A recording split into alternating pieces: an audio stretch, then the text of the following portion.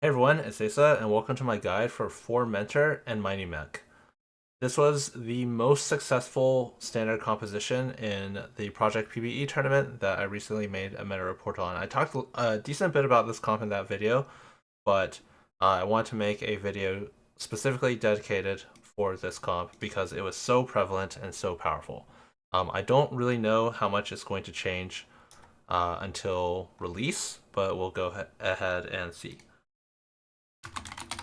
So this comp eventually wants to revolves around playing around 4 Mentor, which just is a really, really powerful trait. Um, the 4 Mentor gives all your mentors bonus abilities that are actually not shown here, but Kobuko will also stun the unit furthest unit 4 hexes away. So this is similar to Akali's targeting or Poppy or Zed from last set, Cyber Boss Poppy or Cypher Zed. So the furthest unit 4 hexes away, you'll usually want Kobuko here or here, 1, 2, 3, 4, to stun the corner unit, which is usually your opponent's carry, of course.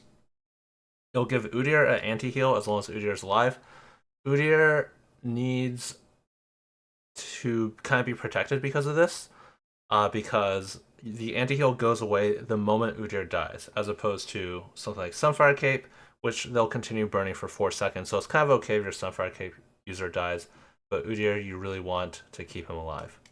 It also gives Yasuo a stun to the lowest health enemy. I believe it's also within 4 hexes, so it's a little less reliable to stun. Either way, it gives you a stun here, and anti-heal, so the 4 Mentor trait is just really strong, and it just fits very well with Mighty Mech.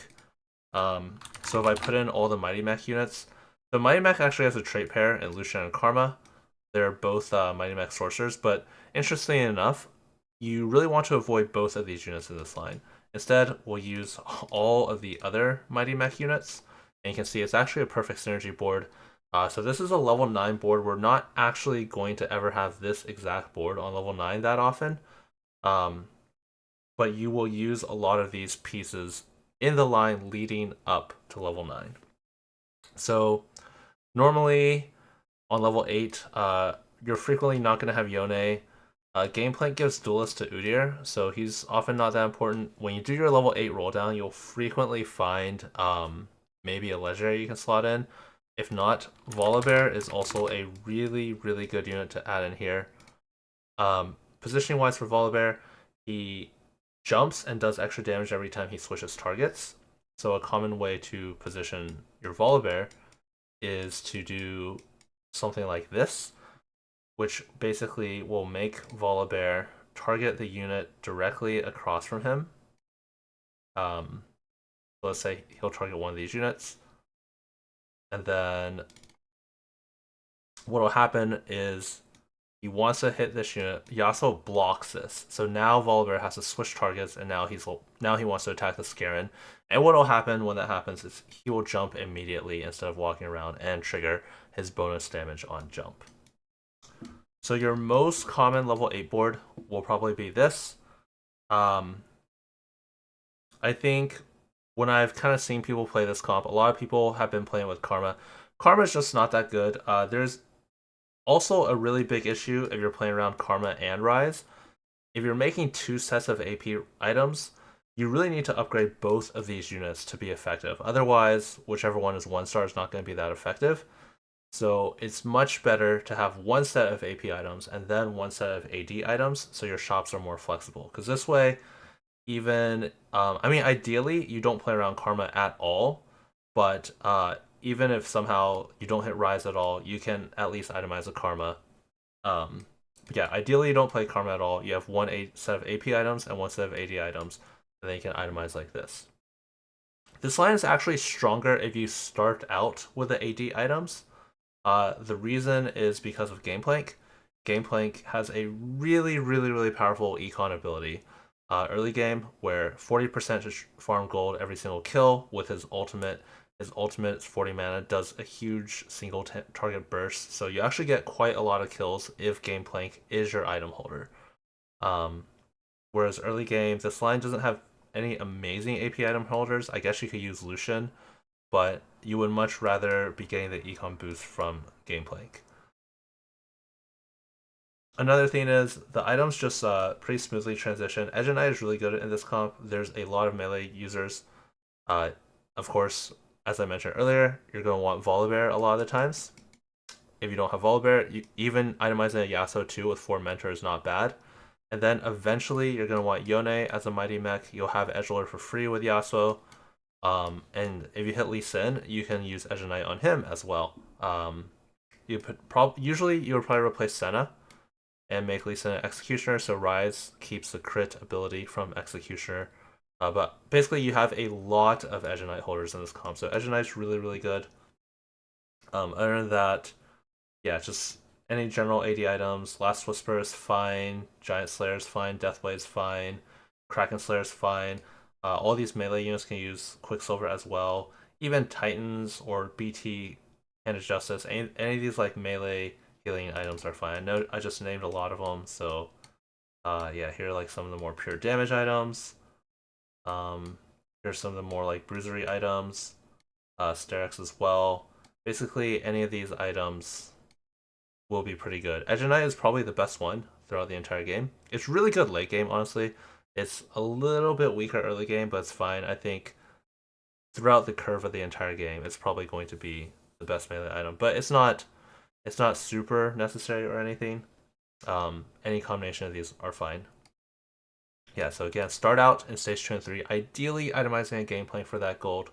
Later, you can move it to some of the more expensive units, like Volibear.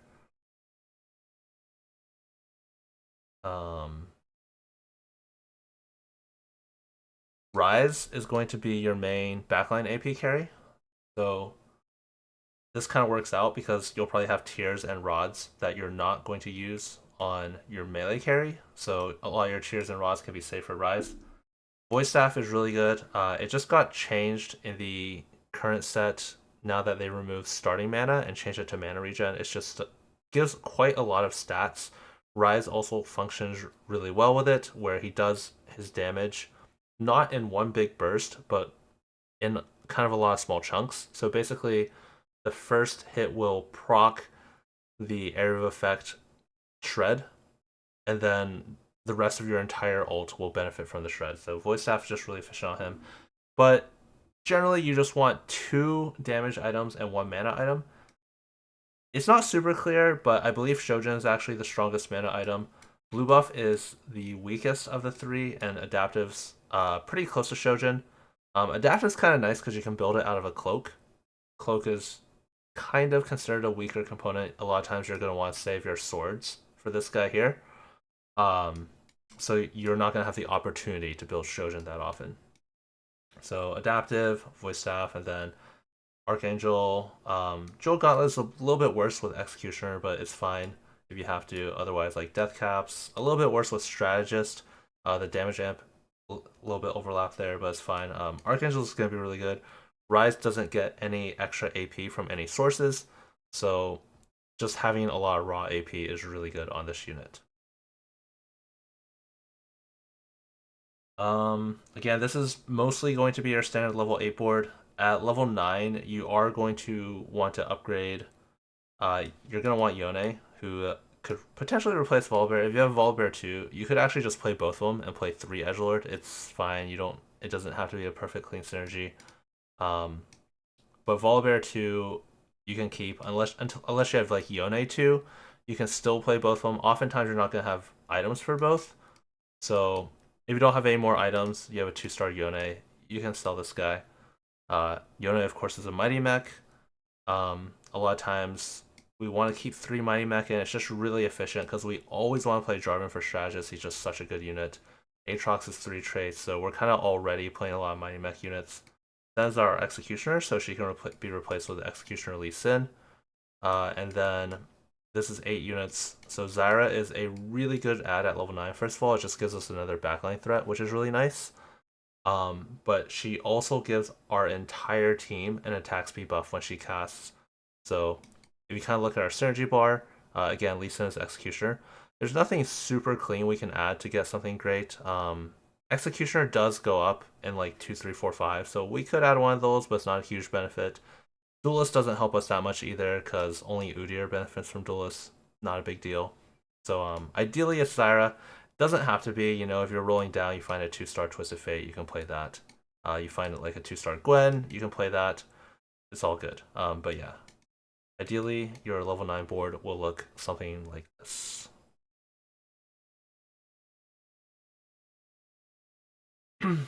Let's see, what else? Let's talk about, so I think I talked a lot about positioning.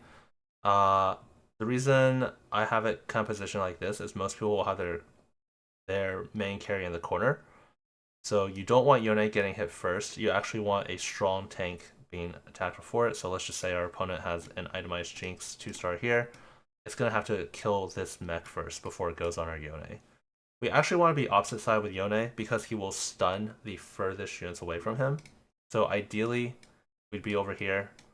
You want Yone and Ryze on the same side so they burst down the same unit. But in this scenario, Yone would stun the Jinx. And again, Koboko will stun the same corner. So in this case, Koboko will also stun the Jinx, which is really good. Jarvan, I think I usually recommend defaulting him middle because he can jump 3 hexes. He can jump all the way over here, or he can jump all the way over here, which will stun either corner if your opponent's not positioned to avoid the Jarvan. It, like, even if I'm trying to stun this Jinx, I could put Jarvan all the way over here, but a lot of times it's actually not going to matter. If his largest clump is over here, Jarvan will just jump here anyway. Since he jumps 3 hexes, target's largest clump, 2 hex AoE. I made a video a few days ago where I went pretty in depth into Jarvan positioning and how to avoid it if you're playing against it, so you can check that out. Anything else positioning wise I want to talk about? I mentioned this earlier, but keep your Udyr alive. You lose your anti-heal immediately if he dies. Make sure you don't build anti-heal in this comp as well. If you build a unit item like Morello, it's okay, but you're just losing a lot of the efficiency because since you already have it from Udyr, they could kind of be better spent elsewhere.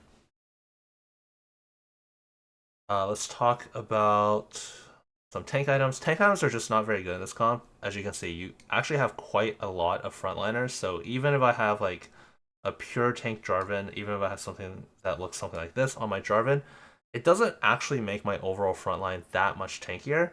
I get a lot of it from the crowd controls from these guys and this guy. And then there's just like a lot of raw HP that's not from this guy specifically. So you don't actually get a bunch of value from these items. It doesn't actually increase your overall team tankiness that much.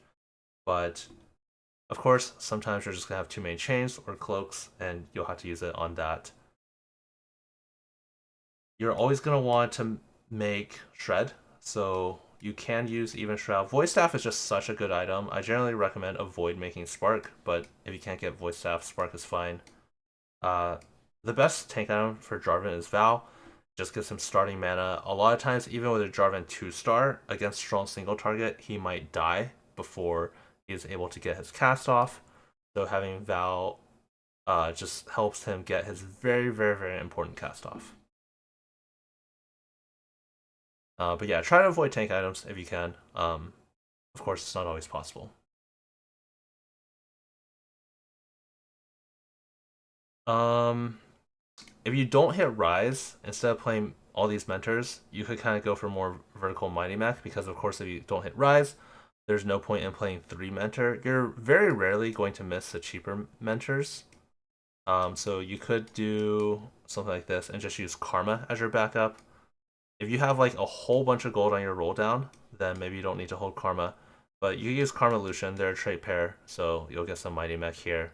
You can even play 7 Mighty Mech potentially as a backup. Rise on current patch. This is the Sunday before the set goes live. Rise on current patch is just a lot better than Karma, but I mean, sometimes if you have Karma 2 and you don't have Rise, then there you go.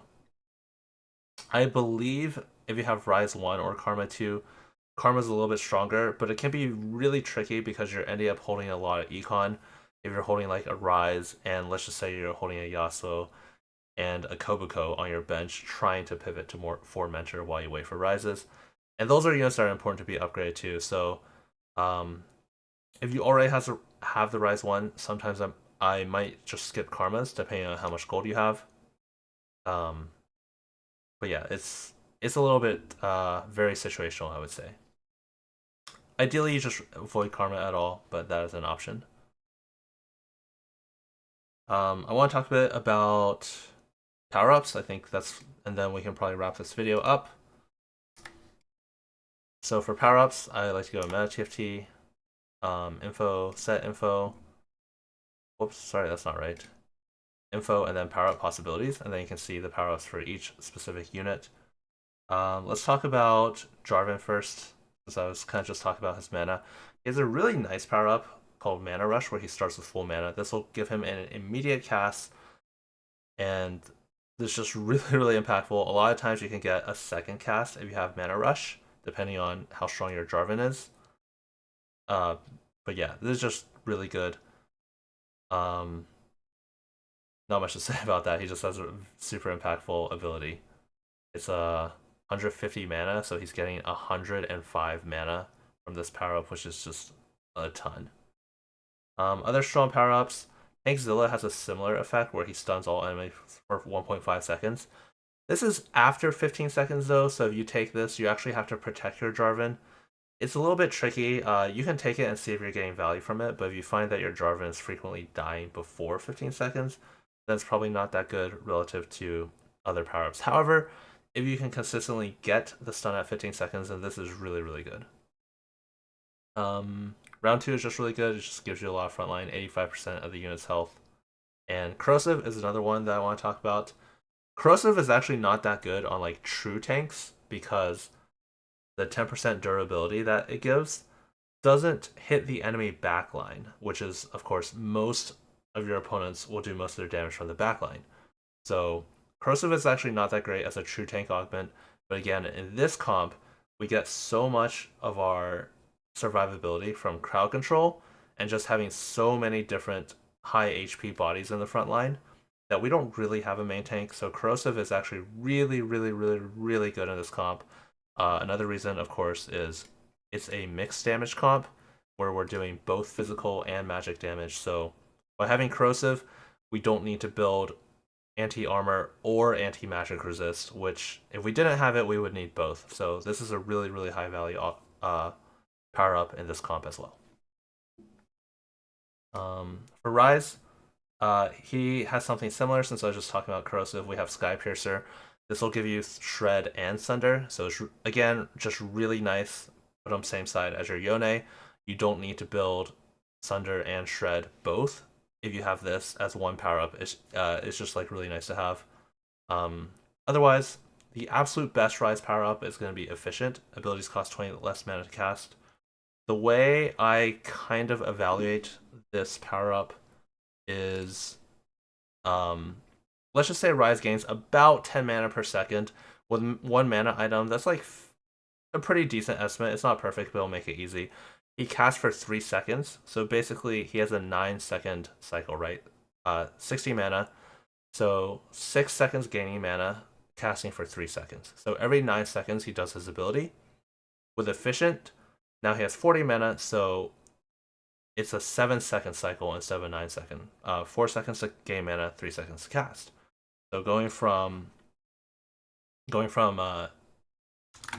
9 seconds to 7 seconds, this is like a 28% DPS increase. It's even more if you have less mana, which is very possible. Even if you have more mana, it's still very high. An average power up will give you about 15 to 20% damage, so this is just really, really, really high. It also just gets his first cast off very early, which is very impactful. If you target like an enemy Jarvan, it's very possible you can kill that Jarvan with your first cast before the Jarvan is able to cast, which can just swing the fight.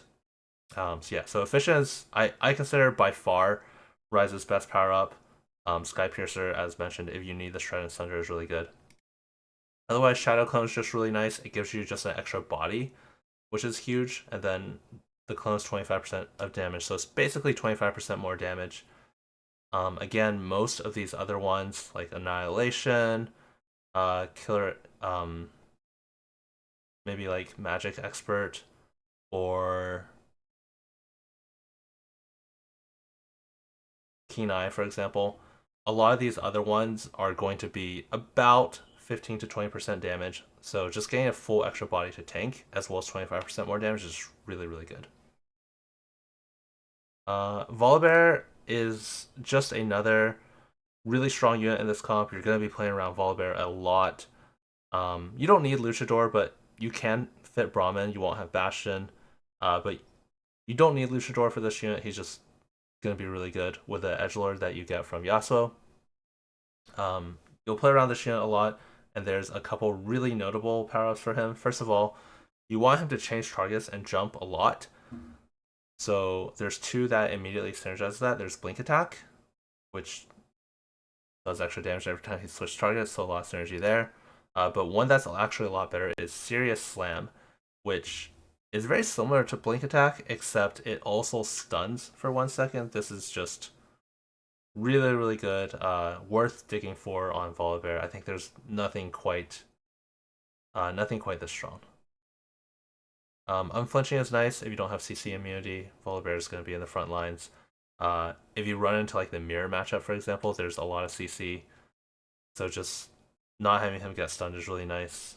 Yeah, I would avoid taking kind of like scaling augments, like weights, which you have to lose 5 rounds or win 10 rounds in order to get the full value of it. I would really want to avoid taking these, especially because you're probably not getting your Volibear until stage 4-1. You're just losing too much HP, potentially HP lost, when you could have a stronger augment in stage 4 or power up in stage 4.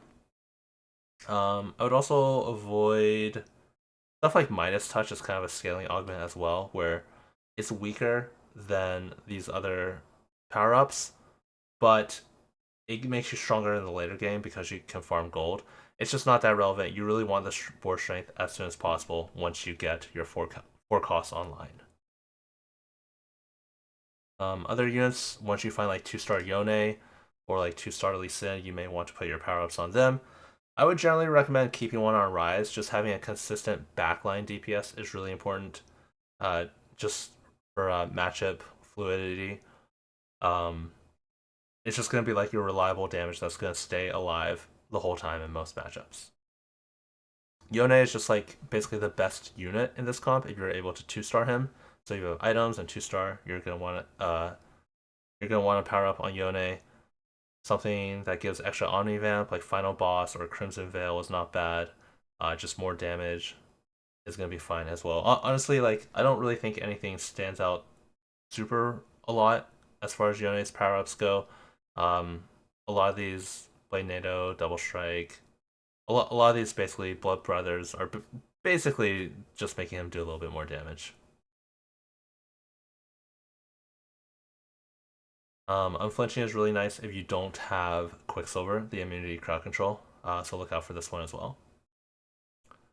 That's going to wrap it up on this video for Mentor plus Mighty Mech. Again, this is the most dominant comp right now in the Sunday before the set comes out. We'll have to see how big the patch is. We'll have to see how big the patch is when PBE launches, but